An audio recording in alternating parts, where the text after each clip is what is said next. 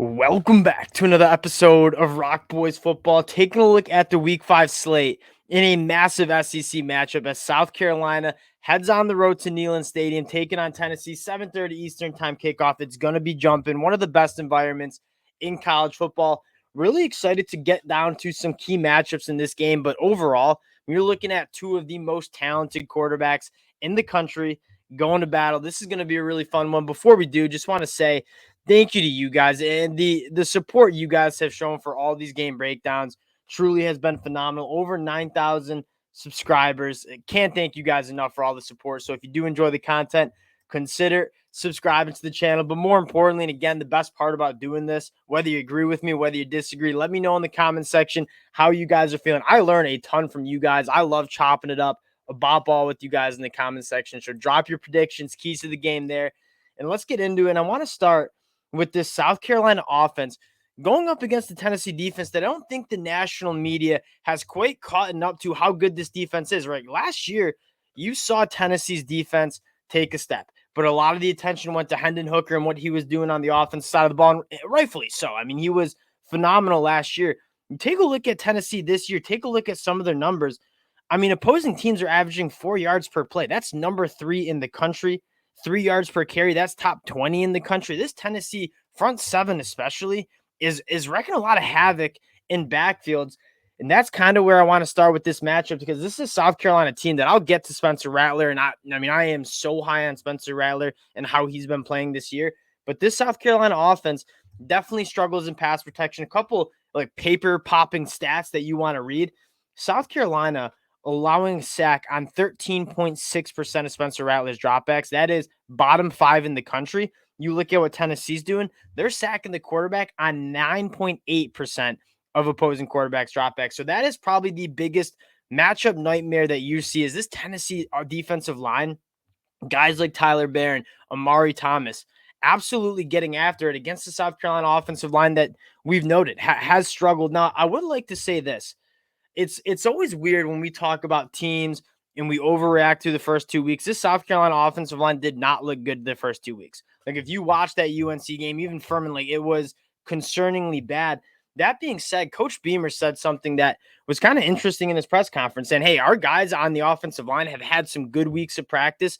And you kind of forget that this is a 12-week season. And what you see week 1 might not be what you seeing in week 5.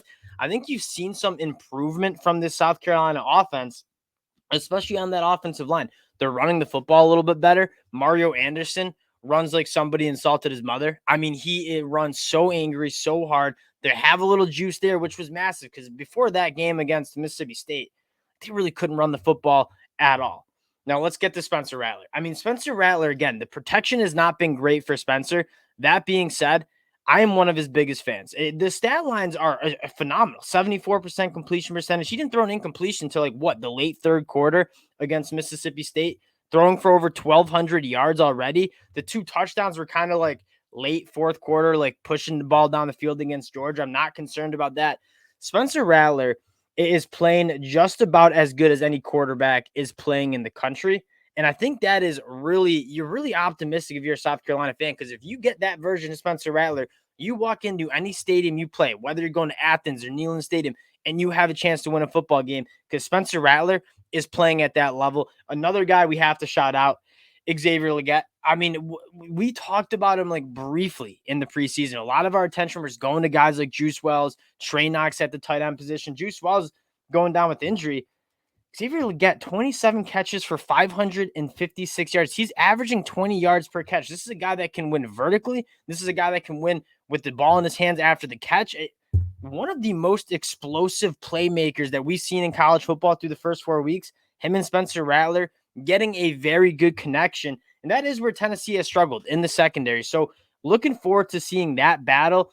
It really comes down to, can South Carolina give Spencer Rattler enough time in the pocket to distribute the ball, because the way Spencer Rattler is playing, it's really next level. Now, taking a look at the flip side of the ball, Tennessee, here's another interesting stat when you're kind of looking at these matchups. Tennessee's running the ball like one of the best teams in the country. They're running the ball in 52% of their plays, and as much as you want to talk about what Hendon Hooker did last year in this quote unquote, I think some people misuse the concept air raid in this Josh Heupel offense. This is a team that, yeah, they're going to spread you out. They want to push the ball down the field. If you give them numbers in the box, they're going to run the football. They're averaging 6 yards per carry. That's top 5 in the country, right? Small. Dylan Sampson probably needs some more work too.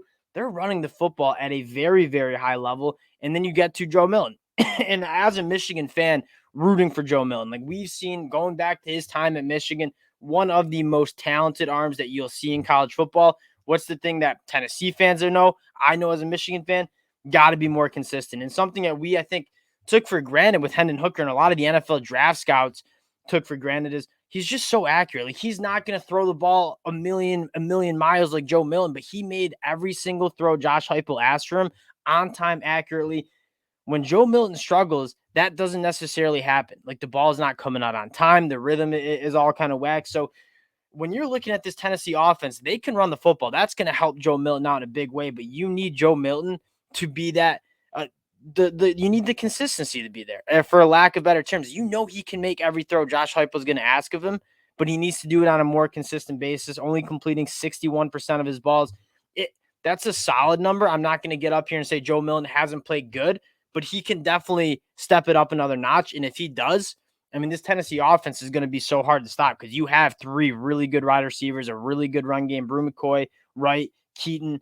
It's a super talented offense. And if Joe Milton can kind of find that consistency, it's going to be massive. And then South Carolina on the defensive side of the ball, the narrative around South Carolina heading into the season was, can they stop the run? Do they have the guys in the front 7 to stop the run? They're only allowing 3.7 yards per carry through the first 4 games, only allowed 2.2 yards per carry against Mississippi State.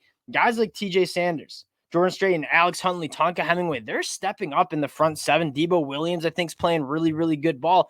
Where South Carolina is struggling, where they struggled against Mississippi State, was in the back end with a group that I think is extremely talented. Shane Beamer said in his press conference, like, we can't give up the explosive plays we gave up to Mississippi State.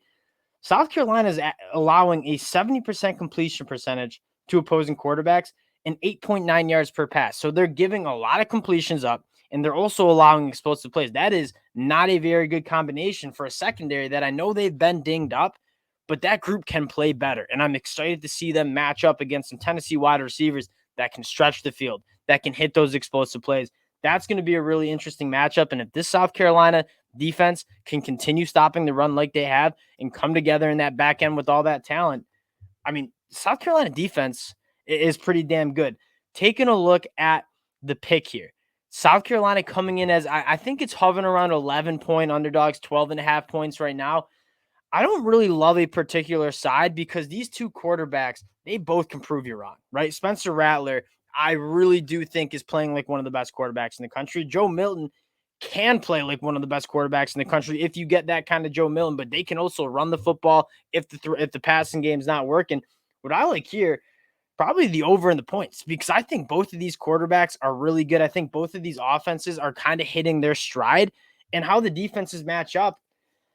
South Carolina's secondary struggled. I wonder if Tennessee can take advantage of that a little bit. And if South Carolina can pass protect for Spencer Rattler, I mean, South Carolina is going to find some points too. This is going to be a very fun game. I don't want to pick against either of these quarterbacks with how they're playing, with how Spencer Rattler's been playing, and with how Joe Milton can play and what this Tennessee offense can do.